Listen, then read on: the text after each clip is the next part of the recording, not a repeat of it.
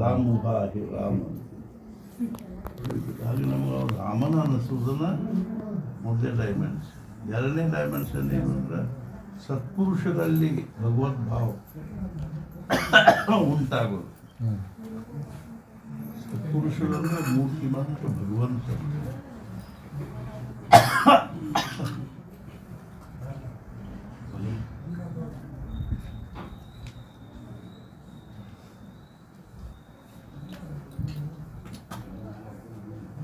ಇದು ಯಾವಾಗ ಅನ್ನಿಸ್ತೋ ನಮ್ಮ ಚಿತ್ತ ಶುದ್ಧಿ ಆದಾಗ. ಇಲ್ಲಿ ನಾವು ನಮ್ಮ ಮನಸ್ಸಿನ ಭಾವನೆಗಳನ್ನು ಇನ್ನೊಬ್ಬರನ್ನ ಪ್ರೊಜೆಕ್ಟ್ ಮಾಡಿ ಅವನ್ನ ಅದ ಆಕಾರದಲ್ಲಿ ಒಂದು 3 ಮಂದಿ ದೊಡ್ಡ ಮನುಷ್ಯ ನೋಡ್ಲಿಕ್ಕೆ ಹೋಗಿದ್ರು. ಅವ್ರಿಗೆ ಭೇಟಾದ್ರು, ಒಂದು ಸ್ವಲ್ಪ ಮಾತಾಡಿದ್ರು. ಬರೋ ಮುಂದೆ 3 ಮಂದಿ ಒಬ್ರಿಗೊಬ್ರು ಮಾತಾಡಿದ್ರು. ಏನು ಬಿಡ, ನೋಡ್ಲಿಕ್ಕೆ ಹಂಗೆ ಕಾಣಿಸ್ತಾರೆ, ಭಾಳ ಇದ್ದಾನ, ಹುಷ್ಟಿದ್ದಾನ ಅಂತ ಒಬ್ಬ ಅಂತ. ಇಲ್ಲೋ ಸಜ್ಜನ ಇದ್ದಾನಂತ ಅನ್ನಿಸ್ತದೆ ನನಗೂ. ಇನ್ನೊಬ್ಬ ಅಂತನ ಸಾಮಾನ್ಯ ವ್ಯಕ್ತಿ ಅಲ್ಲ. 3 ಮಂದಿದು ಅವ್ರು ತಮ್ಮ ಅಂತಕ್ಕಂಥ ಭಾವಗಳನ್ನು ಅವನ್ನ ಪ್ರೊಜೆಕ್ಟ್ ಮಾಡಿ ನೀವು ಇನ್ನೊಬ್ಬರು ಯಾವುದಾದ್ರೂ ಒಂದು ದೋಷಾರೋಪಣೆ ಮಾಡ್ತೀರಿ, ಆ ದೋಷ ನಿಮ್ಮ ಅಂತಃಕರಣದೊಳಗೆ ಇದ್ದದ್ದನ್ನು ನೀವು ಅವನ್ನ ಪ್ರೊಜೆಕ್ಟ್ ಮಾಡಿ ಅವನ ಆಕಾರದಲ್ಲಿ ನೋಡ್ತೀವಿ. ಆದ್ದರಿಂದ ಏನದ ಅಂದ್ರೆ ಸತ್ಪುರುಷರಲ್ಲಿ ಭಗವಂತ ಸಿದ್ಧಾನ ಅನಿಸೋದು. ಚಿತ್ತಶುದ್ಧಿ ಆದಾಗ ಅದು ಆವಾಗನ ಆಗ್ತದೆ. ಬ್ರಹ್ಮಾನಂದ ಮಹಾರಾಜರದ್ದು ಅಭಂಗದಲ್ಲ, माझे सद्गुरुराव रामाची साकार, ब्रह्माची साकार, माझे सद्गुरुराव रामाची केवळ, माझे सद्गुरुराव मारुती अवतार. ಅವ್ರು ಹೆಂಗೆ ಕಾಣಿಸ್ತಿದ್ರು ಮಹಾರಾಜರು. ಅದು ನಮಗೆ ಅವ್ರೊಂದು ವ್ಯಕ್ತಿಯ ಭಾವದಲ್ಲಿ ನಾವು, ಯಾಕಂದ್ರೆ ನಮ್ಮ ಭೂಮಿಕಾನ ಅಷ್ಟ ಇರ್ತದೆ. ಈಗ ಸತ್ಪುರುಷರಲ್ಲಿ ಭಗವಂತ ಅನಿಸೋದು, ಅದಕ್ಕನುಸಾರವಾಗಿ ನಮ್ಮ ಪ್ರತಿಕ್ರಿಯೆ ಮಾಡಲಿಕ್ಕೆ ಬರುವುದು ಎರಡನೇ ಡೈಮೆನ್ಷನ್. ಆಮೇಲೆ ಮೂರನೇದು ಏನಂದ್ರೆ ಪ್ರಾಣಿ ಮಾತ್ರಗಳಲ್ಲಿ ಭಗವದ್ಭಾವ. ಪ್ರತಿಯೊಂದು ಪ್ರಾಣಿ ಒಳಗೂ ಭಗವಂತ ಇದ್ದಾನೆ. ಅದಕ್ಕಾಗಿ ಭಗವದ್ಗೀತಾದಲ್ಲಿ ಹೇಳ್ತಾರಲ್ಲ, ವಿದ್ಯಾವಿನಯ ಸಂಪನ್ನೆ ಬ್ರಾಹ್ಮಣೆ ಗವಿ ಹಸ್ತಿನಿ ಶುನಿಚೈವ ಶ್ವಪಾಕೆ ಚ ಪಂಡಿತ ಸಮದರ್ಶಿನ. ವಿದ್ಯಾವಿನಯ ಸಂಪನ್ನ ಬ್ರಾಹ್ಮಣ, ಗವಿ ಅಂದ್ರೆ ಆಕಳು, ಹಸ್ತಿನಿ ಅಂದ್ರೆ ಆನೆ, ಶುನಿ ಅಂದ್ರೆ ನಾಯಿ, ಶ್ವಪಾಕ ಅಂದ್ರೆ ಚಾಂಡಾಲ. ಇವರಲ್ಲಿ ಆತ್ಮಭಾವ ಪರಮಾತ್ಮ ಸ್ವರೂಪ ಕಾಣಿಸೋದು. ಸಮದರ್ಶಿನ, ಎಲ್ಲರಲ್ಲೂ ಭಗವದ್ಭಾವವನ್ನು ನೋಡ್ತಾನ. ನತು ಸಮವರ್ತಿನ, ಎಲ್ಲರೂ ಭಗವಂತಿದ್ದಾನಂತ ಒಂದೇ ನಮೂನಿ ವರ್ತನೆ ಮಾಡೋದಿಲ್ಲ. ಹೌದಲ್ಲ, ಅವ್ರವ್ರಿಗೆ ಬೇರೆ ಬೇರೆ ನಾಯಿಗೆ ಹಾಕುವುದನ್ನು ಆನೆಗೆ ಹಾಕುವುದಿಲ್ಲ, ಆನೆಗೆ ಹಾಕುವುದನ್ನ ಹಂಗೆ. ಆದರೆ ಎಲ್ಲರೊಳಗೂ ಪರಮಾತ್ಮ ಸ್ವರೂಪದ ಭಾವ ಕಾಣಿಸ್ಬೇಕು. ನಮಗೆ ಆ ಭಾವ ಕಾಣಿಸೋದಿಲ್ಲ, ಯಾಕಂದ್ರೆ ನಮ್ಮೊಳಗೆ ಇಲ್ಲ ಆ ಭಾವ. ಆದ್ದರಿಂದ ಅವನೊಳಗೆ ಇರ್ತಕ್ಕಂಥ ಏನು ಚೈತನ್ಯ ಅದನ್ನು ಅದು ಪರಮಾತ್ಮ ಸ್ವರೂಪನಾದ ಅನ್ನುವಂಥದ್ದು ಮ್ಯಾಲಿಂದ ಇದು ಆವರಣ ಏನದನು, ಇದು ನಮಗಂಥ ಏನು ಮಹತ್ವದ್ದು ಅನ್ನಿಸ್ಬಾರ್ದು. ಅದಕ್ಕೇನು ಅಸ್ತಿತ್ವನೇ ಇಲ್ಲ ಅನ್ನಿಸ್ಬೇಕು. ಅದಕ್ಕೆ ಅಸ್ತಿತ್ವನೇ ಇಲ್ಲ, ಮತ್ತು ಖರೆ ಅಂದರೂ ಅಸ್ತಿತ್ವ ಇಲ್ಲ. ನಿನ್ನೆ ಅಲ್ಲಿ ಯಾರೋ ತೀರ್ಕೊಂಡಲ್ಲಿ ಅಲ್ಲ, ನಿನ್ನೊಬ್ಬರು ಅಗ್ರಿ ಮುಪ್ಪಾಲು ಮುದುಕರು ಬಂದು ನಮಸ್ಕಾರ ಮಾಡಿದರು. ನಾನು ಹಂಗೆ, ನಾನು ಹಿಂಗೆ ಅಂತ ಹೇಳಿದ್ರು. ನಾನು ಇನ್ನು 2 ದಿವಸದ ಜೀವನ ಸಲುವಾಗಿ ಹಂಗೆ ಹಿಂಗೆ ಅನ್ನೋದಾಗ ಏನು, ಇನ್ನು 2 ದಿವಸ 4 ದಿವಸ ತಿಂಗಳು ಆದರೂ ಸಹಿತ ನಾ ಹಂಗಿದ್ದೀನಿ, ನಾ ಹಿಂಗಿದ್ದೀನಿ. 2 ದಿವಸ ನೀನು ಹಿಂಗಿರೋದು ಹಿಂಗೆ ಅಲ್ಲಿ ತನಕನೂ ನಮ್ದು ಈ ದೇಹಾಭಿಮಾನ ಹೋಗೋದಿಲ್ಲ. ನನಗದ ಒಂಥರ ಅದ ವಿಚಾರ ಬಂತು. ಒಂದೆಲ್ಲ ಪರಿಸ್ಥಿತಿ ನೋಡಿದರೆ ಭಾಳ ಜೀರ್ಣ ಆದದ್ದು ಅವಸ್ಥೆ ಇತ್ತು. ಪರಿಸ್ಥಿತಿ ನೋಡಿದ್ರೆ ಎಂದೋ ಏನೋ, ಆದರೂ ಸಹಿತ ನಾನು ಹಂಗಿದ್ದೀನಿ, ನಾನು ಹಿಂಗಿದ್ದೀನಿ ಅಂತ ಅನ್ಕೋಬೇಕಾದ್ರೆ ಅವರಿಗೆ ದೇಹವೇ ನಾನು ಅನ್ನುವಂಥದ್ದು, ದೇಹ ಇವತ್ತಿಲ್ಲ ನಾಳೆ ಅದು ನಾಶ ಆಗೋದು ಅನ್ನೋ ಕಲ್ಪನೆ ಇಲ್ಲ. ಈ ದೇಹವೇ ನಾನು ಅನ್ನುವಂಥ ಭಾವ ಅಷ್ಟು ಗಾಢ ಆಗಿಬಿಟ್ಟಿರ್ತದೆ. ಆದ್ದರಿಂದ ಇದು ಒಳಗಿರ್ತಕ್ಕಂಥ ಆತ್ಮನ ಸತ್ಯವಾಗಿರ್ತಕ್ಕಂಥದ್ದು. ದೇಹ ಅನ್ನೋದು ಸುಮ್ಮನೆ ಅದು ಕಾಣಿಸುವಂಥದ್ದು, ಅದಕ್ಕೇನು ಖರೆ ಅಸ್ತಿತ್ವ ಇಲ್ಲ. ಇದು ಅದರ ಮ್ಯಾಲಿಂದ ಇದು ಪ್ರತಿಯೊಬ್ಬ ಪ್ರಾಣಿ ಮಾತ್ರಗಳಲ್ಲಿ ಭಗವದ್ಭಾವ. ಅದನ್ನು ನಾವು ಹೇಳ್ಕೊಂಡು ಕೂಡಬೇಕಾದಿಲ್ಲ, ಅದು ವ್ಯಕ್ತ ಆಗಬೇಕು. ಅದರೊಳಗೂ ಜೀವದ, ಅದರೊಳಗೂ ಭಗವಂತ ಇದ್ದಂತ, ಅದರೊಳಗೂ ಚೈತನ್ಯದ ಅಂತ ಅನಿಸ್ಬೇಕು ನಮಗೆ. ಈ ವನಸ್ಪತಿಗಳಲ್ಲಿಯೂ ಪರಮಾತ್ಮನ ಅಂಶ ಅನಿಸ್ಬೇಕು. ಅದನ್ನ ಅದ ವನಸ್ಪತಿಗಳಲ್ಲಿಯೂ ಅದ. ಹೆಂಗದ ಅಂದರೆ ಈ ಜಡ ಮತ್ತು ಚೇತನ ಅಂತ ಎರಡು. ಜಡವಾಗಿರೋ ವಸ್ತುಗಳು, ಕಲ್ಲು ಕಬ್ಬಣ, ಅದು ಇದು. ಚೇತನವಾಗಿರೋದು ಅಂದರೆ ಅದು ಮೊದಲನೇ ಡೈಮೆನ್ಷನ್ ಏನು ಅಂದರೆ ವೃಕ್ಷ, ಈ ವನಸ್ಪತಿಗಳು. ಇದು ಎದರಿಂದ ನೀವು ಡೈಮೆನ್ಷನ್ ಹೇಳ್ತೀರಿ ಅಂತ ಕೇಳಿದರೆ, ಇವುಗಳಲ್ಲಿ ಆತ್ಮಸ್ವರೂಪದ ಒಂದು ಅಭಿವ್ಯಕ್ತ ಆಗೋದು ಎಷ್ಟು ಪ್ರಮಾಣದಲ್ಲಿ ಅದನ್ನು, ಅದಕ್ಕನುಸಾರವಾಗಿ ಅದರೊಳಗೆ ಅದನ್ನು ಡೈಮೆನ್ಷನ್ ಇದರೊಳಗೆ ಆತ್ಮಸ್ವರೂಪ ಇರೋದು ಸ್ವಲ್ಪ ಪ್ರಮಾಣದಲ್ಲಿ ವ್ಯಕ್ತ ಆಗಿರ್ತದೆ. ಆದ್ದರಿಂದ ಅವಕ್ಕೂ ಒಂದು ಮನಸ್ಸದ, ಭಾವನಾ ಅದ, ಪ್ರೇಮ ಅದ. ಅವು ಪ್ರೇಮ ಮಾಡ್ತಾವೆ ನಮ್ಮನ್ನು. ನಾನು KLD ಒಳಗಿದ್ದಾಗ 2 ಸಲ ಅಡ್ಮಿಟ್ ಆಗಿದ್ದೆ, 10 ದಿವಸ. ಆವಾಗ ಅದು ಹಿಂದೆ ಭಾಳಷ್ಟು ಗಿಡ ಅವ ಬೆಳಗಾವಿ KLD ಒಳಗೆ. ನಾನು ದಿನ ಅಲ್ಲಿ ಹೋಗಿ ನಿಂದಿರ್ತಿದ್ದೆ, ಅವ್ರ ಜೊತೆ ಮಾತಾಡ್ತಿದ್ದೆ. ಇನ್ನಕ್ಕಿಂತ ಒಂದು ಸ್ವಲ್ಪ ಆರಾಮ ಅನಿಸಿದೆ. ದಿನ ಹೋಗಿ ನಿಂದಿರ್ತಿದ್ದೆ, ಮಾತಾಡ್ತಿದ್ದೆ.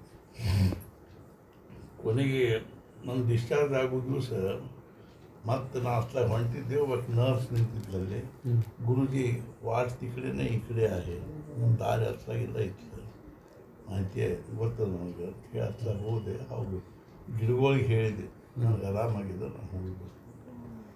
ಅಗದಿ ಅಕ್ಷರಶಃ ಅವು ನನ್ನ ಜೊತೆ ಸ್ಪಂದಿಸ್ತಾವೆ ಅಂತ ಅನಿಸ್ತು. ಅವುಗಳಲ್ಲಿ ಇದು ಅದು ಸೆನ್ಸಿಟಿವಿಟಿ ಎಷ್ಟು ಸೆನ್ಸಿಟಿವ್ ಇರ್ತಾವೆ ಅಂದ್ರೆ ಅವು. ಈ ತೆಂಗಿನ ಗಿಡಗಳು ಭಾಳ ಸೆನ್ಸಿಟಿವ್ ಇರ್ತಾವೆ. ಪ್ರವಚನ ಸಹಿತ ಹೇಳಿ, ಆ ತೆಂಗಿನ ಗಿಡ ಬೆಳಿಲಿಕ್ಕೆ ಹತ್ತಿವ ಮಗ್ಗಲ್ದಾಗ ಒಂದು ಗಿಡ ಆಯ್ತು, ಅದಕ್ಕೆ ಡಿಸ್ಟರ್ಬ್ ಮಾಡೋದು. ಅದು ಹಿಂಗೆ ಬರ್ತದೆ, ಹಿಂಗೆ ಹೊರಗೆ ಬಂದಿರ್ತದೆ ಇತ್ಲಾಗ. ಮತ್ತು ಅದ್ರದ್ದು ಇನ್ನೊಂದು ಗುಣ ಏನು ಅಂದ್ರೆ, ಈ ತಿಂಗಳಿಗೊಮ್ಮೆ ನೀರು ಹಾಕ್ಬೇಕು, ನಡೀತದೆ. ಅದು ತಿಂಗಳಾಗಿ 2 ದಿವಸ 3 ದಿವಸ ಆದ್ರೆ ಅದು ಬೇಜಾರಾಗ್ತದೆ. ಹಾಂ, ಅಷ್ಟು ಅದು ಸೆನ್ಸಿಟಿವ್ ಇತ್ತು. ತೋಟದಾಗಿನ ಗಿಡಗಳಿಗಿಂತಲೂ ಈ ಸಾಲಿ ಒಳಗೆ ಅಲ್ಲಿ ಇಲ್ಲಿ ಊರಾಗ ಹಚ್ಚಿದ ಗಿಡಗಳಿಗೆ ಹೆಚ್ಚು ಕಾಯಿ ಆಗ್ತಾವೆ. ಯಾಕೆಂದ್ರೆ ಅವಕ್ಕೆ ಗದ್ದಲ ಸಂಗೀತ ಸೇರ್ತದೆ. ಹಾಡು ಗದ್ದಲ ಅಲ್ಲೇ ಸೇರ್ತದೆ. ತೋಟದಾಗಿಂದು ಕಾಡು ಎಲ್ಲಿ ಬರಬೇಕು, ಆದ್ದರಿಂದ ಇಲ್ಲಿ ಹುಡುಗರು ಸಾಲಿ ಒಳಗೆ ಹುಡುಗರು ಅಂತ ಅದಕ್ಕೆ ಭಾಳ ಖುಷಿ ಆಗ್ತದೆ. ಜನರ ವಾಸನೆ ಬೇಕು, ಜನರ ವಾಸನೆ ಬೇಕು, ಅದಕ್ಕೂ ಸಂಗೀತ ಬೇಕು. ಆಮೇಲೆ ಸಂಗೀತ ಬೇಕು ಅದಕ್ಕೆ. ಎಷ್ಟೋ ಕಡೆ ನೋಡಿದ್ದೀನಿ, ಆ ತೆಂಗಿನ ತೋಟಗಳಲ್ಲಿ ಮೈಕ್ ಹಚ್ಚಿ, ಸ್ಪೀಕರ್ ಹಚ್ಚಿ ಸಂಗೀತದ ಇದನ್ನು ಹಚ್ಚಿರ್ತಾರೆ. ಅವುಗಳಿಗೆ ಅದರಿಂದ ಸಂತೋಷ ಆಗ್ತದೆ. ಅಂದ್ರೆ ಅದರೊಳಗೂ ಆತ್ಮಚೈತನ್ಯ ಅಭಿವ್ಯಕ್ತ ಆದಂತೆ. ಎಲ್ಲಿ ಆತ್ಮಚೈತನ್ಯ ಅಭಿವ್ಯಕ್ತ ಆಗ್ತದೋ ಅಲ್ಲಿ ಅದಕ್ಕೊಂದು ಪ್ರಾಣ ಬರ್ತದೆ, ಮನಸ್ಸು ಬರ್ತದೆ, ಬುದ್ಧಿ ಬರ್ತದೆ. ಬುದ್ಧಿ ಬಹಳ ಸ್ವಲ್ಪ ಇರ್ತದೆ, ಮನಸ್ಸು ಪ್ರಾಣ ಭಾವನಾ ಅವಕ್ಕೆ ಸ್ಪಂದಿಸಲಿಕ್ಕೆ. ಇನ್ನು ಅದಕ್ಕಿಂತ ಹೆಚ್ಚಿಗೆ ಅಂದ್ರೆ ಈ ಜೀವರಾಶಿಗಳಲ್ಲಿ ಸ್ವೇದಜಗಳಲ್ಲಿ, ಸ್ವೇದಜ ಅಂದರೆ ವಿಶಿಷ್ಟವಾದ ಉಷ್ಣತೆ ಮತ್ತು ಒತ್ತಡಗಳಲ್ಲಿ ಹುಟ್ಟತಕ್ಕಂಥದ್ದು ನಿರ್ಮಾಣ ಆಗಿ, ಸೆಗಡಿಯಾಗಿನ ಹುಳ, ತಲೆಯಾಗಿನ ಹೀನು, ವಿಶಿಷ್ಟದೊಳಗೆ ಇದು ಆಗಿಬಿಡ್ತಾರೆ.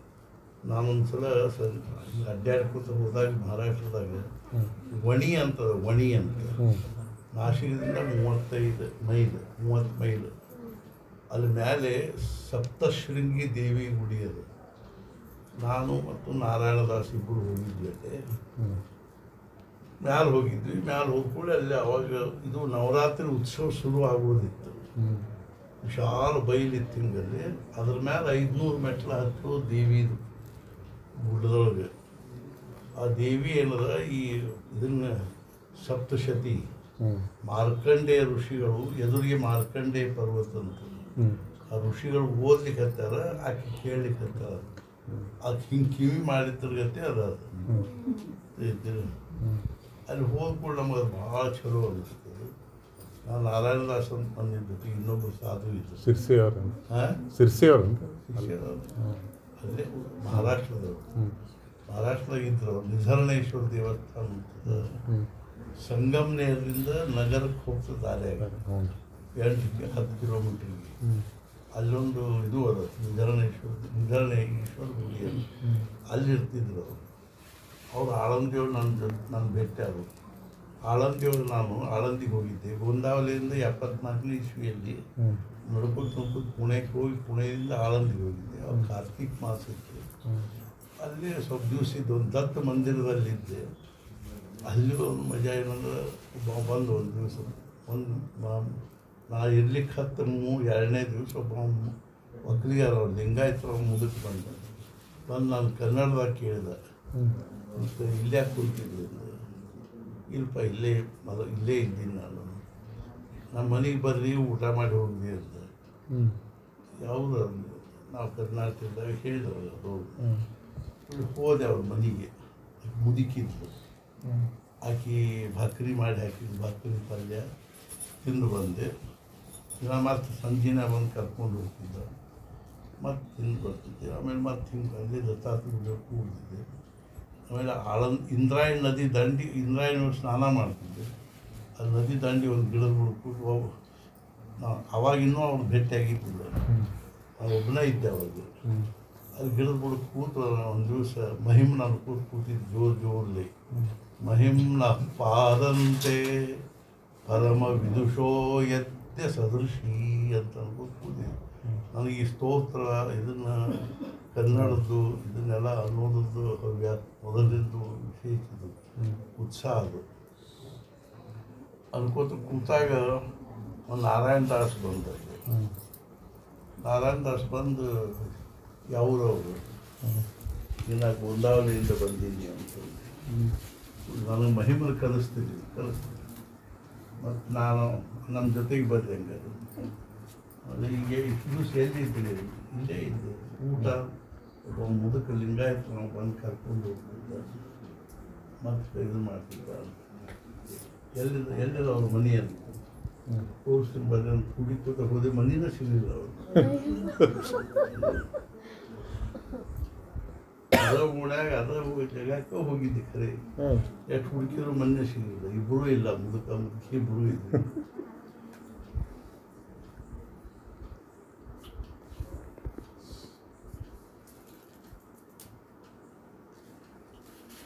ಅಲ್ಲಿಂದ ಮತ್ತು ನಾರಾಯಣದಾಸನ ಜೊತೆಗೆ ಇದ್ದೆ.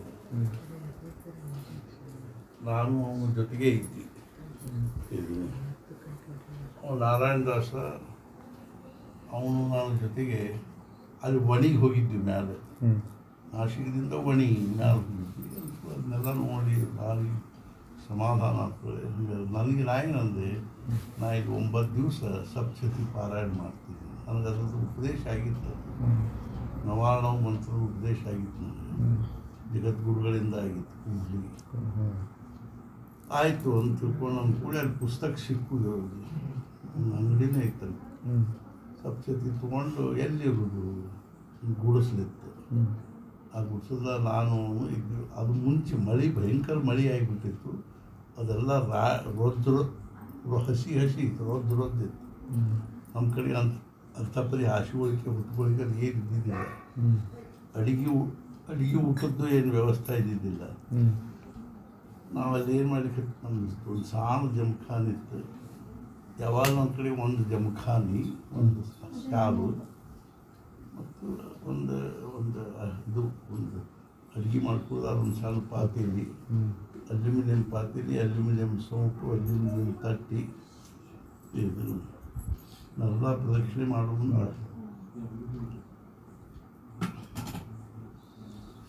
ಅಲ್ಲಿಂದ ಅಲ್ಲೇ ಇದು ಮಾಡಿದ್ವಿ. ದಿನ ನಾನು ಸಪ್ತಶತಿ ಪಾರಾಯಣ ಮಾಡಿ ಅದು ಮುಗಿದ ಕೂಡಲೇ ಮ್ಯಾಲೆ ಹೋಗ್ತಿದ್ವಿ, ಹೋಗಿ ದರ್ಶನ ತೊಗೊಂಡು ಬರ್ತಿದ್ವಿ. ಮೊದಲೇ ದಿವಸ ಹಿಂಗೆ ಮ್ಯಾಲೆ ಹತ್ತಿ ಹೋದ್ವಿ. ಹೋಗೋ ಮುಂದೆ ಆ ಮೆಟ್ಲದ ಪಾಳಿ ಇತ್ತಲ್ಲ, ಆ ಪಾಳಿ ಒಳಗೆ ಹತ್ತಿ ಹೊಂಟಿದ್ವಿ. ಮುಂದೆ ಹೋಗಿ ಹೆಣ್ಮಗಳಿದ್ವಿ, ಆಕೆ ಕೈಯಾಗ ಒಂದು ಕೂಸಿತ್ತು, ಸಾಣದು ಕೂಸಿತ್ತು. ನಾನು ಆ ಕೂಸು ನನ್ನ ಕಡೆ ನೋಡಿದ್ದ ಹಿಂಗೆ ಕೈ ಮಾಡಿದೆ. ನನ್ನ ಕಡೆಗೆ ₹1 ಇತ್ತು. ಆ ರೂಪಾಯಿ ಎಲ್ಲ ಕೂಸಿನ ಕೈಯಾಗಿ ಇಟ್ಟೆ. ಹೋದ್ರು ಅವರು. ಎಲ್ಲಿ ಅವ್ರು ನಮಸ್ಕಾರ ಮಾಡಿ ಬಂದೆ. ಮತ್ತು ಅಲ್ಲೇ ಮಲ್ಕೋತಿದ್ದೆ. ಮಧ್ಯಾಹ್ನದಾಗ ಏನು ಮಾಡ್ತಿದ್ವಿ ಅಂದ್ರೆ ಒಂದು ಅರ್ಧ ಕಿಲೋ ಖವಾ ತರ್ತಿದ್ವಿ. ಖವಾ ಸಾಕಷ್ಟು ಸಿಗ್ತಿತ್ತು ಮಾರ್ಲಿಕ್ಕೆ. ಹಾಲು ಖವಾ ಒಂದಿಷ್ಟು ಖವಾ ತರ್ತಿದ್ವಿ. ಖವಾ ತಂದು ಇಬ್ಬರು ಏನದ ಖವಾ ತಿಂದು ನೀರು ಕುಡಿದು ಹಂಗ ತಿಂತೀವಿ. ಅದೇ ಖವಾ ನೀರು ಕುಡಿತಿದ್ವಿ. ಆಮೇಲೆ ರಾತ್ರಿ ಅಲ್ಲಿ ಹಾಲು ತೊಗೊಂಡ್ಬರ್ತಿದ್ವಿ, ಒಂದು ಅರ್ಧ ಲೀಟರ್. ಅಲ್ಲೇ ಕುಡಿದ್ಬಿಡೋದು. ತರಲಿಕ್ಕೆ ಏನಿಲ್ಲ, ಒಂದು ಡಬ್ಬಿ ಇತ್ತಷ್ಟೇ. ಅಲ್ಲೇ ತೊಗೊಂಡು ಅರ್ಧ ಪಾವು ಲೀಟ್ರ್ ಅವರು, ಪಾವು ಲೀಟ್ರ್ ನಾನು ತೊಗೊಂಡು ಕುಡಿದು. ₹2 ಒಂದು ಲೀಟರು ಎಷ್ಟು ಇರ್ತಿತ್ತು. ನಂಗೆ ಮಾಡ್ಕೊಂಡು 9 ದಿವಸ ಓದಿದ್ವಿ. ನಾನು ಸ್ವೇದಜದ ಬಗ್ಗೆ ಹೇಳಿಕತ್ತೀನಿ. ವಿಶಿಷ್ಟವಾದ ಒತ್ತಡ ಮತ್ತು ಉಷ್ಣತೆ ನಿರ್ಮಾಣ ಆಗೋದನ್ನು ಹೇಳಿಕತ್ತೀನಿ. ನನ್ನ ಪದ ಇಲ್ಲದ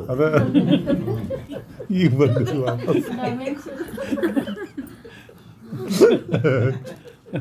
ಅಕ್ಕಿ ಭಾಳ ದೂರ ಹೋಗ್ತಿದ್ರು, ಅದಕ್ಕೆ ಅದು ಹಿಂದುಳಿತಿದ್ರು.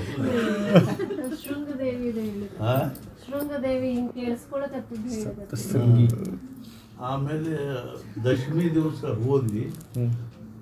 ಹೋಗ್ಬಿಡ ಆ ಹುಡುಗಿದ್ದಿದ್ದೆ, ಆ ಕೂಸಿದ್ದಿದ್ದೆ ದಿನ ಕಾಣಿಸ್ತಿದ್ದಿಲ್ಲ.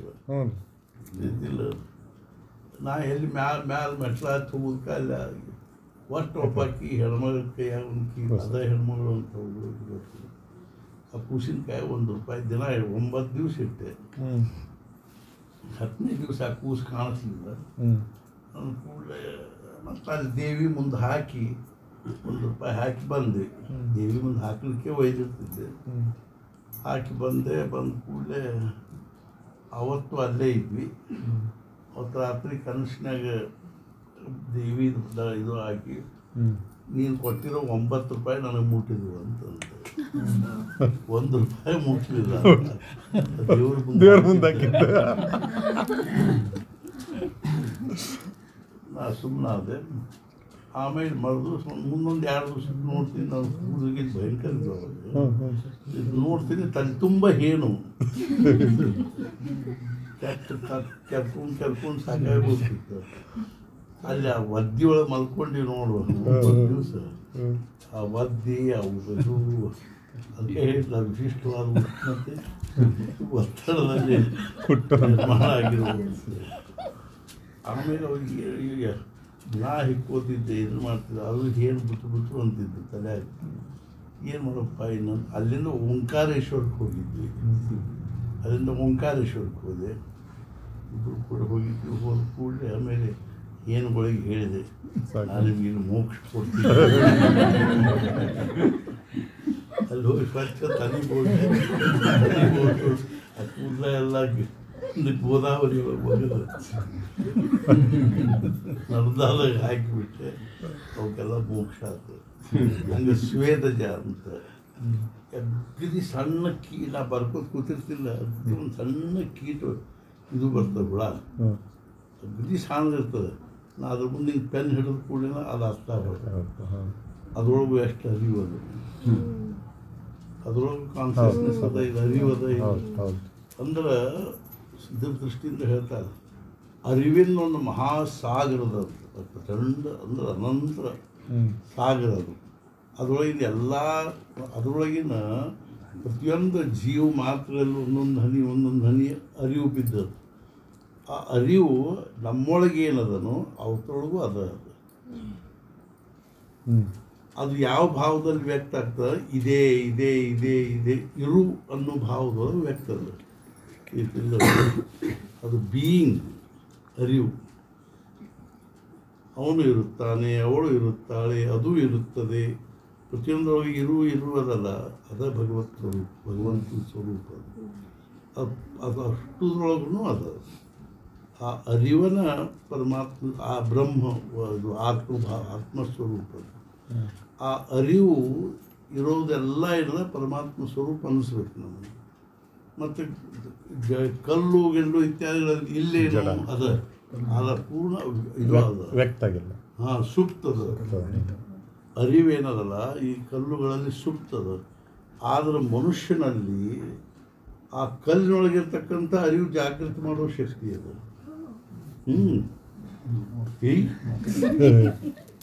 ಹೆಂಗೆ ಅಂದರೆ ಈ ವೆಂಕಟಾಪುರದ ವೆಂಕಪ್ಪ ಮಹಾರಾಜರು ತೋರಿಸಿದ ಬರೀ ಗೆರಿ ಇದ್ದ,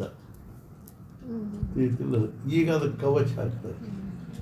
ನಮ್ಮಲ್ಲಿ ಒಂದು ಸ್ವಯಂಭೂ ಮಾರುತಿ ಇದ್ದ. ನಾನು ತೊಗೊಂಡು ಬಂದಾಗ, ಗರಗದಿಂದ ತೊಗೊಂಡು ಬಂದಾಗ ರೇಖಾ ಇತ್ತು, ನರೇಂದ್ರ ತೊಗೊಂಡ್ಬಂದ ಬರೀ ಗೆರಿ ಇದ್ದು. ಅದನ್ನ ಮಾರುತಿ ಬರೀ ಹಿಂಗೆ ಮಾರುತಿ ಗತಿ ಆಕಾರ ಗೆರಿ ಇದ್ದು. ನಮ್ಮ ಆ ಗಂಗಾ ನೆಲೆದಾಗ ಗೋವಿಂದ ಬುವ ಪೂಜೆ ಮಾಡ್ತಿದ್ರು. ನಮ್ಮ ತಂದೆಯವರು ದಿನ ಪೂಜೆ ಮಾಡ್ತಿದ್ರು, ಸಂಜೆನ ಮಂಗಳಾರತಿ ಮಾಡ್ತಿದ್ರು. ಈಗ ಅದಕ್ಕೆ ನಾವು ಬೆಳ್ಳಿ ಕವಚ ಮಾಡಿ ಹಾಕಿರ್ತೀವಿ. ಬೆಳೆದೋದಿಲ್ಲ ಅದು ಅನ್ಬೇಕು, ಅದ್ರೊಳಗೆ ಚೈತನ್ಯದ ಇಲ್ಲ. ಆದರೆ ಸಾಮಾನ್ಯವಾಗಿ ಸುಪ್ತ ಇರ್ತದೆ. ಅದರೊಳಗೂ ಪರಮಾಣು ರೂಪದಲ್ಲಿ ಚೈತನ್ಯ ಇರ್ತದೆ. ಆಮೇಲೆ ಅದಕ್ಕಿಂತಲೂ ಇನ್ನೂ ಹೆಚ್ಚಿಗೆ ವ್ಯಕ್ತ ಆಗೋದಂದ್ರೆ ಅಂಡಜಗಳಲ್ಲಿ ಮೊಟ್ಟೆ ಒಡೆದು ಹೊರಗೆ ಬರ್ತಾವೆ, ಪಕ್ಷಿ ಇತ್ಯಾದಿಗಳಲ್ಲಿ, ಅವುಗಳಲ್ಲಿಯೂ ಅರಿವು ಅದ. ಆದರೆ ಇದಕ್ಕಿಂತ ಹೆಚ್ಚಿಗೆ ಅಲ್ಲಿ ಏನಾಗ್ತದೆ ಅಂದರೆ ಅಭಿವ್ಯಕ್ತ ಆಗುತ್ತೆ. ಈ ಸ್ವೇದಜಿಗಿಂತಲೂ ಉದ್ಭಿಜ, ಸ್ವೇದಜ, ಅಂಡಜ, ಜರಾಯುಜ. ಇನ್ನು ಅದಕ್ಕಿಂತ ಹೆಚ್ಚಿಗೆ ಜರಾಯುಜ. ಜರಾಯುಜ ಅಂದರೆ ಏನು ಅಂದರೆ, ಜರ ಅಂದರೆ ಏನು ಅಂದರೆ ವೇಷ್ಟನ, ಗರ್ಭ. ಆ ಗರ್ಭದೊಳಗಿಂದ ಬರ್ತಕ್ಕಂಥವು ಜರಾಯುಜ ಅಂತ. ಅವುಗಳಲ್ಲಿ ಇನ್ನೂ ಹೆಚ್ಚಿಗೆ ಆ ಆತ್ಮಭಾವದ ಅಭಿವ್ಯಕ್ತ ಆಗುತ್ತೆ. ಅವು ಇನ್ನೂ ಹೆಚ್ಚಿಗೆ ಸ್ಪಂದಿಸ್ತದೆ, ಅವಕ್ಕೆ ಹೆಚ್ಚಿಗೆ ಸುಖ ದುಃಖ ಆಗ್ತದೆ. ಅದಕ್ಕೂ ಎಲ್ಲ ಪ್ರಾಣಿಗಳಲ್ಲಿ ಬಹಳ ಹೆಚ್ಚಿಗೆ ಆಗಿರೋದು ಎದರಿಂದ ಮನುಷ್ಯನಲ್ಲಿ ಆತ್ಮಭಾವದ ಅಭಿವ್ಯಕ್ತಿ ಇದು ಅಲ್ಲ, ಪರಮೋಚ್ಚ ಅಲ್ಲ, ಭಾಳ ಪ್ರಮಾಣದಲ್ಲಿ ವ್ಯಕ್ತ ಆಗಿದೆ. ಇದಿಲ್ಲ. ಮತ್ತು ಅದು ಪರಮೋಚ್ಚ ಅವಸ್ಥಾದಲ್ಲಿ ಯಾರಲ್ಲಿ ಇದೆ ಅಂದರೆ ಸತ್ಪುರುಷ. ಈಗ ಮನುಷ್ಯನಲ್ಲಿ ದೇಹದ ವಿಕಾಸ ಮುಗ್ದದು. ಇನ್ನು ದೇಹದ ವಿಕಾಸ ಇಲ್ಲಿಲ್ಲ. ಇನ್ನೊಂದು 10,000 ವರ್ಷಕ್ಕೆ ಮೂಗು ದೊಡ್ಡದಾಗ್ತದೆ, ಕಿವಿ ಹಿಂತಿಂತವಾಗ್ತವೆ ಅಂತ ದೇಹದ ಬೆಳವಣಿಗೆ ಮುಗೀತು. ಇನ್ನು ಏನಾದರೂ ಬೆಳೆದ್ರೆ ಅರಿವಿನ ಅಭಿವ್ಯಕ್ತ ಆಗೋ ಬೆಳವಣಿಗೆ ಬೆಳೀಬೇಕು. ನಿಮ್ಮ ಮನಸ್ಸು ಬೆಳೆಯೋದು, ಬುದ್ಧಿ ಬೆಳೆಯೋದು ಏನು ಮಹತ್ವದ, ಅವೆರಡೂ ಜಡ. ಅವಕ್ಕೆ ಸ್ವತಂತ್ರ ಅಸ್ತಿತ್ವ ಇಲ್ಲ. ಆ ಅರಿವಿನ ಇರುವಿಕೆಯಿಂದಲೇ ಮನಸ್ಸು, ಬುದ್ಧಿ, ಚಿತ್ತ, ಅಹಂಕಾರ ಎಲ್ಲ ಸಿಸ್ಟಮ್ಸ್ಗಳ ಶರೀರದೊಳಗಿನ ಡೈಜೆಸ್ಟಿವ್ ಸಿಸ್ಟಮು, ಬ್ರೀದಿಂಗ್ ಸಿಸ್ಟಮು, ಇವೆಲ್ಲ ಹಾರ್ಟ್ ಬೀಟಿಂಗ್ ಸಿಸ್ಟಮ್ ಎಲ್ಲ ಏನು ನಡೆದವನು ಆ ಅರಿವಿನ ಇರುವಿಕೆಯಿಂದ ನಡೆದ. ಆ ಇರುವಿಕೆ ಅನ್ನೋದು ಡೆಡ್ ಇಲ್ಲ, ಅದು ಜೀವಂತದ. ಆದ್ದರಿಂದ ಇದೇ ಅದರ ಇರುವಿಕೆಗೆ ಎಂದೂ ಹಿಂದೆ ಅನಂತ ಕಾಲದಿಂದಲೂ ಅದ, ಈಗೂ ಅದ, ಇನ್ನು ಮುಂದೆ ಅನಂತ ಕಾಲದಿಂದಲೂ ಕಾಲದಲ್ಲಿಯೂ ಇರ್ತವೆ.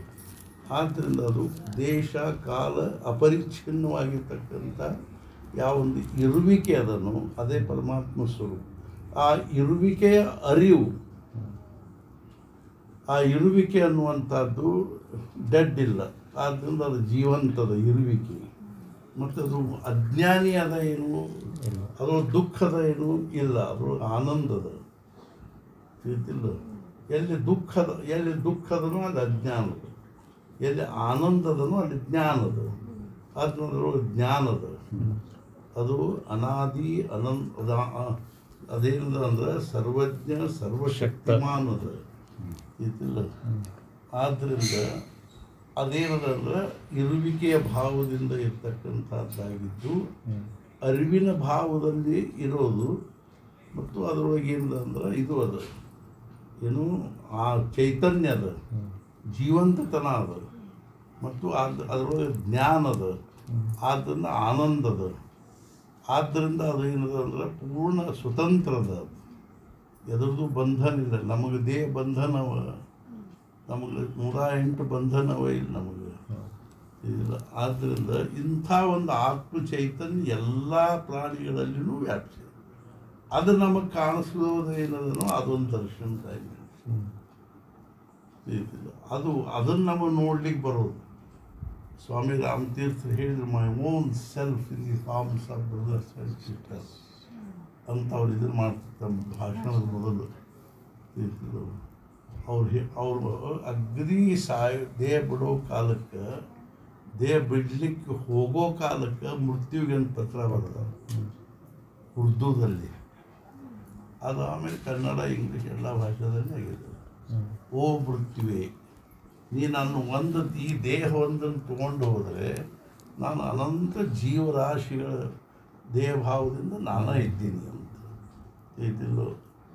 I am in India, Kashmir is my head and Kanyakumari is my legs. When I walk I think India is walking ಇದಿಲ್ಲೋ. ಹಂಗೆ ಅವ್ರದ್ದು ಏನಾಗಿತ್ತು ಅಂದ್ರೆ my own self in forms of brothers and sisters. ಅಮೇರಿಕಾದ ಭಾಷಣ ಜಪಾನ್ದಲ್ಲಿ ಮಾಡೋದು. The woods of God realization ಅಂತವರು 2-3 ವ್ಯಾಲ್ಯೂಮ್ಗಳು ಇದಿಲ್ಲ. ಪರಮಾತ್ಮಾನುಭವದ ಮಹಾರಣ್ಯಗಳಲ್ಲಿ ಅಂತ ಕನ್ನಡದಾಗ. ನಾವು ಉಜ್ಜಯಿನಿಂದ ಬಂದ ಕೂಡಲೇ ಮೊದಲು ಅವನು ಓದಿದ್ದೆ. ಯಾವುದೋ ಪುಸ್ತಕ ಓದಿ ಕತ್ ಕೂಡಲೇ ಅದನ್ನು ಪಾರಾಯಣ ಮಾಡಿದಂಗೆ ಓದ್ತಿರ್ತೀನಿ. ಎಷ್ಟೋ ದಿವಸ ನನ್ನ ಕಡೆ ಇದ್ದೇ ಇರ್ತದೆ. ಇದ್ರ ಕೂತಲ್ಲಿ ನಿಂತಲ್ಲಿ ಹೋದಲ್ಲಿ ಬಂದಲ್ಲಿ ಸಹಿತ ಪಾರಾಯಣ ಅದನ್ನು ಓದಿದ್ರು. ಅದು ಸ್ವಾಮಿ ರಾಮತೀರ್ಥರು ಅಂದ್ರೆ I am only shining in the forms of sun and moon. ಆ ಐ ಆಮ್ ಅನ್ನೋದು ಏನದು ದೇಹನದು. ದೇಹಭಾವದ ನಂಗೆ ಆಲಿಕ್ಕೆ ಶಕ್ತಿ ಇದೆ. ದೇಹಭಾವದ ಭ್ರಮೆ ಬಿಟ್ಟಾಗನ ಆತ್ಮಭಾವದಿಂದನೇ ನಾ ಸೂರ್ಯ ಇದ್ದೀನಿ, ಚಂದ್ರ ಇದ್ದೀನಿ, ನಕ್ಷತ್ರ ಇದ್ದೀನಿ. I am only twinkling in the forms of stars. ನಾನು ನಕ್ಷತ್ರ ರೂಪದಲ್ಲಿ ಮಿನುಗ್ತಾ ಇದ್ದೀನಿ, ಸೂರ್ಯ ಚಂದ್ರ ರೂಪದಲ್ಲಿ ಬೆಳಗ್ತಾ ಇದ್ದೀನಿ, ಹೂಗಳ ರೂಪದಲ್ಲಿ ನಾನು ಅರಳ್ತಾ ಇದ್ದೀನಿ ಅನ್ನೋ ಇದಕ್ಕೇನಲ್ಲ ಅಂದರೆ ಇದು ಕಾಸ್ಮಿಕ್ ಮೈಂಡ್, ಯೂನಿವರ್ಸಲ್ ಮೈಂಡ್ ಆಗುತ್ತೆ. ನಮ್ಮದು ಹೋಲಿಸ್ಟಿಕ್ ವ್ಯೂ ಬಂದ್ರೆ ಅದು ಶಕ್ತಿ. ನಮ್ಮದು ಸಮಗ್ರ ದೃಷ್ಟಿ ಇಲ್ಲ, ಸಂಕುಚಿತವಾದ ಸೆಲ್ಫ್ ಸೆಂಟರ್ಡ್. ನಾವು ಕುಟುಂಬದಲ್ಲಿದ್ದು ಸೆಲ್ಫ್ ಸೆಂಟರ್ಡ್ ಇರ್ತೀವಿ. ಹೇಳ್ತಿಲ್ಲ ಹೆಂಗೆ ಅಂದ್ರೆ ಪ್ರೀತಿ ಪ್ರೇಮ ಎಲ್ಲ ದೊಡ್ಡ ದೊಡ್ಡ ಮಾತಾಡ್ತೀವಿ. ನಮ್ಮ ದೇಹದ ಮೇಲೆ ನಮಗೆ ಅಷ್ಟು ಪ್ರೀತಿ ಪ್ರೇಮ ಅದನ್ನು ಅಷ್ಟು ಯಾರ ಮೇಲೂ ಇರೋಲ್ಲ. ಹೇಳ್ತಿಲ್ಲ ಯಾಜ್ಞವಲ್ಕ್ಯರು ಮೈತ್ರೇಯಿ ಹೇಳ್ತಾರೆ, ನವಾರೇ ಮೈತ್ರೇಯಿ ಜಾಯಾಯ ಕಾಮಾಯ ಜಾಯ ಪ್ರಿಯ ಭವತಿ ಆತ್ಮನಸ್ತು ಕಾಮಾಯ ಜಾಯ ಪ್ರಿಯ. ಗಂಡ ಹೆಂಡತಿನ ಪ್ರೇಮ ಮಾಡೋದು ಹೆಂಡತಿ ಸಲುವಾಗಿ ಅಲ್ಲ, ತನ್ನ ಸಲುವಾಗಿ. ಹೆಂಡತಿ ಗಂಡನ ಪ್ರೇಮ ಮಾಡೋದು ಗಂಡನ ಸಲುವಾಗಿ ಅಲ್ಲ, ತನ್ನ ಸಲುವಾಗಿ. ಇಲ್ಲದೇ ಇದ್ದದ್ದು ಹೇಳಾಡೋದನ್ನು ಕೇಳ್ತೀವಲ್ಲ, ಇದು ನಿಮ್ಮನ್ನು ಕಟ್ಕೊಂಡು ನನಗೇನು ಸುಖ ಆಯ್ತು ಅಂತ ಅವ ಅಂತ, ನಿನ್ನ ಕಟ್ಕೊಂಡು ನನಗೇನು ಸುಖ ಆಯ್ತು ಅಂತ ಅವ ಅಂತ. ಇದಿಲ್ಲ ಅಂದ್ರೆ ಕಟ್ಕೊಂಡು ಸುಖ ಆಗ್ಬೇಕು ಅನ್ನೋದು ಇಬ್ಬರದು. ತಮಗೆ ಸುಖ ಆಗ್ಬೇಕು ಅನ್ನೋದು ಅವತ್ತು ಅವನು ಸುಖಿ ಅವನು ಸುಖವಾಗಿಡಬೇಕು ಅಂತ ಯಾರು ಹೆಂಡತಿನೂ ವಿಚಾರ ಮಾಡೋದಲ್ಲ, ಯಾವ ಗಂಡನೂ ವಿಚಾರ ಮಾಡೋದು ಇದಿಲ್ಲ. ಈಗ ಸಣ್ಣ ಮಗು ಇರ್ತಾನ, ಅಪ್ಪನ ಮೇಲೆ ಭಯಂಕರ ಪ್ರೀತಿ ಇರ್ತೀರಿ. ಯಾವಾಗಲೂ ಅವ್ನು ಕೂತ ಅಂದ್ರೆ ಬಂದು ಮೈ ಆಡೋದು ಇದನ್ನು ಮಾಡೋದು ಮಾಡ್ತಿರ್ತಾರೆ. ಕೂತು ನಾವು ಟೂರ್ ಮೇಲೆ ಹೋಗಿರ್ತಾರೆ, 4-5 ದಿವಸ ನಿದ್ದಿನ ಆಗಿರಂಗಿಲ್ಲ. ಕೂತಲ್ಲಿ ತೂಕಿಸ್ಕತ್ತಿಲ್ಲ ಹಂಗೆ ಭಯಂಕರ ನಿದ್ದೆ ಬಂದಿರ್ತಾವ ಮಲ್ಕೊಂಡಿರ್ತಾವ ಮಲ್ಕೊಂಡು ಕೂಡ ಕೂಸಿ ಅಲ್ಲಿ ಸಣ್ಣ ಹುಡುಗ ಅವ್ನು ಮಲ್ಕೊಂಡಾಗ ಸಹಿತ ಬಂದು ಎದೆ ಮೇಲೆ ಕೂಡೋದು ಹೊಟ್ಟೆ ಮೇಲೆ ಕೂಡೋದು ಮಾಡ್ತಿರ್ತದೆ ಅವ್ನು ಬಂದು ಎಲ್ಲೆಲ್ಲೂ ಅವ್ನು ಮಲಗಿಸ್ಬಿಡುವಲ್ಲ ಕರ್ಕೊರ ಇದನ್ನ ಏನು ನೀವು ಪ್ರೀತಿ ಮಾಡ್ತಿರಲ್ಲ ಕರ್ಕೊಡಿಲ್ಲ ಅಂತಂದೆ ಏನು ಪ್ರೀತಿ ಮಾಡ್ತೀವಿ ನಿದ್ದೆ ಬಂದು ಸಾಯಿ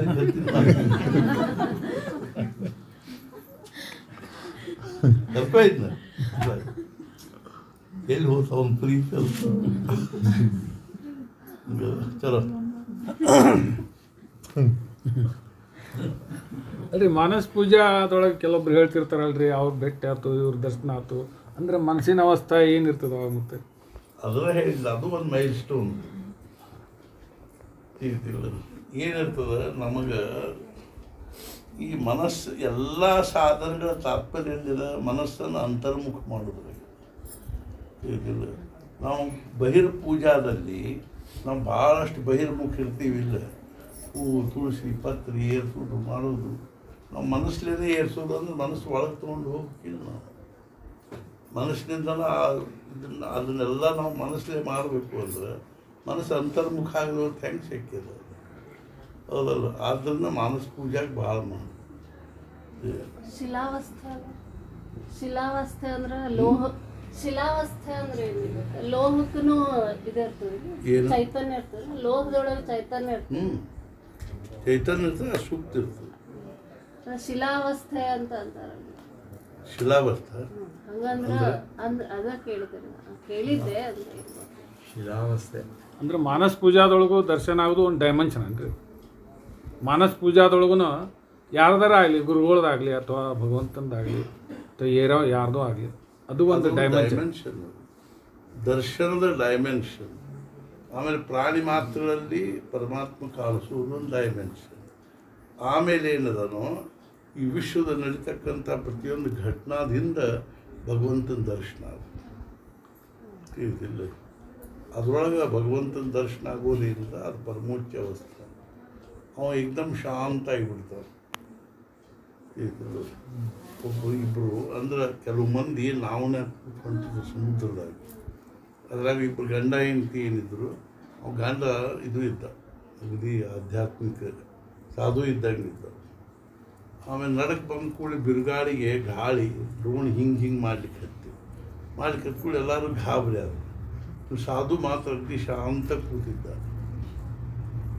ಕೂಡ ಹೆಂಡತಿಗೆ ಆಶ್ಚರ್ಯ ಅಲ್ರಿ ಈಗ ಗಾಬರಿಯಾಗಿ ಎಲ್ಲರೂ ಎಲ್ಲಿ ನಾವು ಮುಕ್ತ ಅಂತ ತಿಳ್ಕೊಂಡು ಇಷ್ಟೆಲ್ಲ ಇದನ್ನು ಮಾಡ್ಲಿಕ್ಕೆ ಹತ್ತಾರ ಭಜನೆ ಮಾಡ್ಲಿಕ್ಕೆ ಹತ್ತಾರ ನೀವು ಸುಮ್ಮನೆ ಶಾಂತ ಕೂತಿಲ್ಲ ನಾ ಯಾಕೆ ಗಾಬರಿ ಆಗ್ಬೇಕು ಅಂತ ಕೇಳಿ ಯಾಕೆ ಅಂತ ಕೇಳಿ ಬರ್ತಾ ನೋಡಿದಾಗ ಒಂದು ಇದು ಇತ್ತು ಇದನ್ನು ಮಾಡೋದು ಹಗ್ಗ ಪಗ್ಗ ಕಟ್ ಮಾಡೋದು ಅದನ್ನ ತೊಗೊಂಡಾಗ ಹೆಂಡತಿ ಹಿಂಗೆ ಗೋಣಿಗೆ ಹಿಡ್ದ ಕೂಡಿ ಆಕೆ ಏನು ಕಳ್ಸೈತೆ ಬೆಳ್ಕಸಿಲ್ಲ ಅಲ್ಲ ನಾನು ನಿನ್ನ ಕುತಿಕ್ಕಿದ್ರೆ ಹಿಡ್ದಿಲ್ಲಿ ನಿನಗೆ ನೀ ಗಾಬರಿ ಯಾಕೆ ಆಗುವಲ್ಲೆ ಅಲ್ರಿ ನಿಮ್ಗೆ ನನ್ನ ಮ್ಯಾಲೆ ಇಷ್ಟು ಪ್ರೀತಿ ಅದ ನೀವು ಹೆಂಗೆ ಕೊಲ್ಲಿಕ್ಕೆ ಸಿಕ್ಕಿದೆ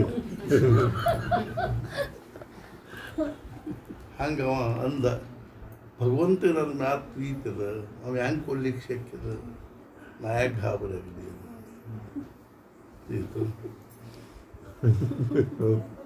ಅದಲ್ಲ ಅಲ್ರಿ ಎಷ್ಟೋ ಜನರ ಬಾಯಿಂದ ಹೇಳ್ತಿರ್ತಾರೆ ಯಾರಿಗೆ ಭಗವಂತನ ಸತ್ಯ ಆದಮೇಲೆ 100% ವಿಶ್ವಾಸ ಭರವಸೆ ಶ್ರದ್ಧಾ ಭಾವನಾ ಅದನ್ನು ಅವನು ಸ್ವಸ್ಥ ಇರ್ತಾನೆ ಇರ್ತಿಲ್ಲ ಆಮ್ಯಾಗ ಸುಳ್ತಾಯಿ ಧಡ್ಪಡಿಸಿ ಅಪ್ಪ ಸಮರ್ಥ ಇದ್ದ ಅಂದರೆ ಇರ್ತಿಲ್ಲ ಮಗ ಯಾಕೆ ಕಾಳಜಿ ಮಾಡ್ತಾನೆ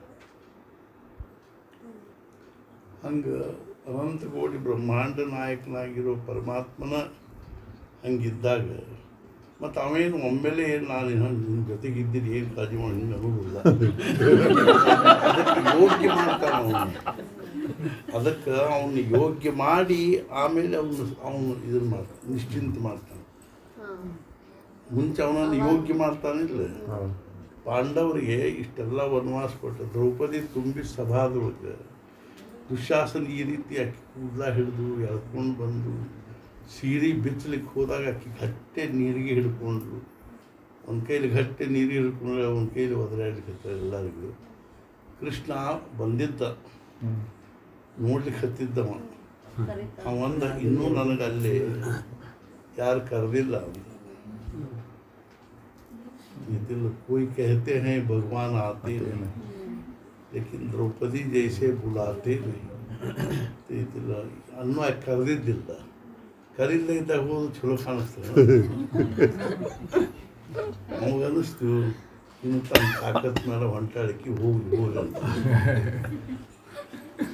ಅವಾಗ ಆಕಿ ಎಲ್ಲ ಕಡೆಯಿಂದ ಯಾವಾಗ ನಿರಾಶ ಅವಾಗ ತನ್ನ ಇದನ್ನು ನೀರಿಗೇನೂ ಬಿಟ್ಟುಬಿಟ್ಲ ಆಕಿ ಬಿಟ್ಟು ಇನ್ನೇನು ಮಾಡ್ತೀನಿ ನಿನ್ನ ಇಚ್ಛಾಪ ಅಂತ ಕೈ ಮೇಲೆ ಎತ್ತಿ ಹೇ ಕೃಷ್ಣ ಹೇ ದ್ವಾರಕಾವಾಸಿ ಆ ದ್ವಾರಕಾವಾಸಿ ನಂದದ್ದಕ್ಕೂ ಒಂದು ಇದು ಅದ ಇದಿಲ್ಲ ಅದ್ರ ಹಿಂದೂ ಒಂದು ಇದು ಅದು ಮಜಾ ಅದ ಕಾರಣ ಕೂಡಲೇ ಕೃಷ್ಣ ಬಂದ ಅವನಿಗೆ ಇವ್ರು ಬಂತಾರೆ ಕುಮಾರವ್ಯಾಸರು ಗರುಡನ ವೇಗನೂ ಕಡಿಮೆ ಬಿತ್ತಂತ ಅವನಿಗೆ ಕ್ಷಣಾರ್ಧದಲ್ಲಿ ಬಂದು ಅಕ್ಷಯ ಸೀರೆ ಕೊಟ್ಟ ಅವ ಭಗವಂತಗೆ ಒಂದು ದಿವಸ ಈ ರಾಜಸೂಯ ಯಾಗದಲ್ಲಿ ಎಲ್ಲರೂ ತರಕಾರಿ ಹೆಚ್ಚುವುದು ಕೂತಿದ್ದರು ಕೃಷ್ಣನೂ ಕೂತಿದ್ದ ಕೃಷ್ಣನ ಮಕ್ಕಳಿಗೆ ಸುಭದ್ರ ಕೂತಿದ್ಲು ಸುಭದ್ರನ ಮಕ್ಕಳಿಗೆ ದ್ರೌಪದಿ ಕೂತಿದ್ಲು ಪಾಂಡವರು ರಾಜಸೂಯ ಯಾಗದಲ್ಲಿ ಕೃಷ್ಣ ಸುಮ್ಮನೆ ಬಟ್ಟೆ ಹಚ್ಕೊಂಡು ಸುಭದ್ರ ನನ್ನ ಬಟ್ಟು ಅಂದ ಒಂದು ಹೌದು ನಾ ತರ್ಸಿನ ತಡಿ ಅಂತ ತಗೊಂಡು ಹಾಕಿ ಅರಮನೆ ತುಂಬ ಹುಡುಕಾಡಿದಾಕಿ ಒಂದು ಚಿಂದಿ ಸಿಗಲಿಲ್ಲ ಅಲ್ಲೆಲ್ಲಿ ಸಿಗಬೇಕು ಚಿಂದಿ ಕೊನೆಗೆ ದ್ರೌಪದಿ ಅಂದ ನೋಡಿದಾಕಿನಾಕಿ ಕಣ್ಣ ನೀರು ಒಂದು ಪರ್ನ ತನ್ನ ಸೀರೆ ಹರಿದು ಕಟ್ಟಿದ್ಲು ಕೃಷ್ಣಂದ ನಾ ಇದರ ಋಣ ತೀರಿಸೇ ತೀರ್ತಿಲ್ಲ ಅದರ ಋಣ ಏನದ ಒಂದು ಸಲ ಸೀರೆ ಕೊಟ್ಟು ತೀರಿಸಿದ ಒಂದು ಸಲ ಉಪ್ಪು ಸಹ ಕೊಟ್ಟು ತೀರಿಸಿ ಸೀರೆ ಕೊಟ್ಟದ್ದು ಸೀರೆ ಕೊಟ್ಟದ್ದು ಗೊತ್ತದ ಎಲ್ಲರಿಗೂ ಎಲ್ಲ ಗೊತ್ತಿಲ್ಲ ನಮಗೆ ಹೇಳುದ್ರ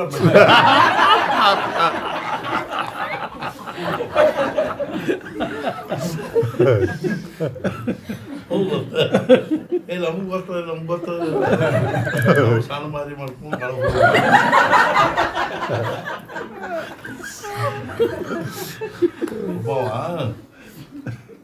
ಅಪ್ಪ ಮಗನಿಗೆ ಎಮ್ ಎ ಪಾಸ್ ಮಾಡಿಸಿದಂತೆ ಅವ ಎಮ್ ಎನೋ ಏನೋ ಆದ ಒಟ್ಟು ಎಮ್ ಎ ಆದ ಊರಿಗೆ ಬಂದ ಊರಾಗಿನ ಮಂದೆಲ್ಲರೂ ಏನು ಗೌಡ್ರ ಮಗ ಎಮ್ ಎ ಆಗ್ಯಾನ ಗೌಡ್ರ ಮಗ ಎಮ್ ಎ ಆಗ್ಯಾನ ಕೊನೆ ಮಂದಿ ಎಲ್ಲರೂ ಕೂಡಿ ಅವ್ನು ನಾಳೆ ಅವ್ನ ಭಾಷಣ ಇಳಿಸ್ಕೊಂಡು ಅವ್ನು ಬಂದು ಹೇಳಿದರು ಬೇಡ ಬಿಡಪ್ಪ ಮಾರಾಯ ಎದಕ್ಕೆ ನಮ್ಮ ಭಾಷಣ ಕೂಡಲೇ ಇಲ್ರಿ ಅಪ್ಪ ಏನು ನೀವು ಎಮ್ ಎ ಆಗಿದಂತ ಒಂದು ಭಾಷಣ ಮಾಡಿಲ್ಲ ಅದನ್ನ ಎಲ್ಲರೂ ಏನಾದ್ರು ಸಂದ್ರಾಗಿಂದ ಹಾಕಿದ್ರು ಭಾಷಣಕ್ಕೆ ಹೋಗಿ ನಿಂತ ಕೂಡಲೇ ಹೇಳ್ದ ಎಲ್ಲ ಹೇಳಿದ ಮುಂಚೆ ಆತ್ಮೀಯರೇ ಬಂಧುಗಳೇ ಭಗಿನಿಯರೇ ಅಂತೆಲ್ಲ ಹೇಳಿ ನಾನು ನಿಮಗೆ ಇವತ್ತು ಏನು ಹೇಳ್ಬೇಕಂತ ಮಾಡೀನಿ ಅದು ನಿಮ್ಗೆಲ್ಲರಿಗೂ ಗೊತ್ತದ ಇಲ್ಲೋ ಅದು ಇಲ್ರಿ ಅಪ್ಪ ಮತ್ತು ಗೊತ್ತಿಲ್ಲದವ್ರ ಮುಂದೆ ಏನು ಹೇಳಿ ಹೋರ